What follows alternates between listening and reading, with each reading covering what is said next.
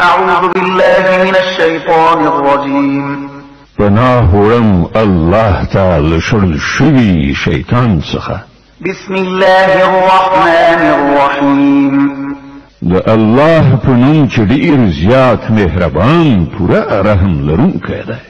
وإن خفتم ألا تقسطوا في اليتامى فانكحوا ما طاب لكم من النساء مثنى وثلاث ورباع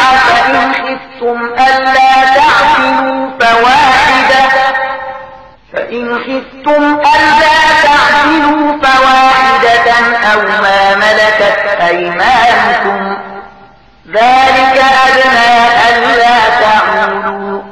که تاسو ویریږئ چې له یتیمانو سره به عدالت ونشئ کړای نو کومې ښځې چې ستاسو خوښیږي له هغو څخه له 2 3 یا 4 سره نکاح وکړئ. خو کله تاسو سره دا اندېښنه وي چې له هغو سره به عدالت ونشئ کړای نو یوه ښځه وکړئ یا له هغو وینځو نه ازدواجي کار واخلئ چې تاسو ته په لاس درغلي دي.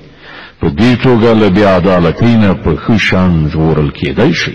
وآتوا النساء صدقاتهن نحلة فإن طبن لكم عن شيء منه نفسا فكلوه هنيئا مريئا. او د ښځو مهر په ښه زړه یعنې فرض ګڼلی ورکړئ. البته که هغوی په خپله خوښه تاسو ته بخشش کړي نو تاسو هغه په خوند سره خوړلی شئ. ولا تؤتوا السفهاء أموالكم التي جعل الله لكم قياما وارزقوهم فيها واكسوهم وقولوا لهم قولا معروفا.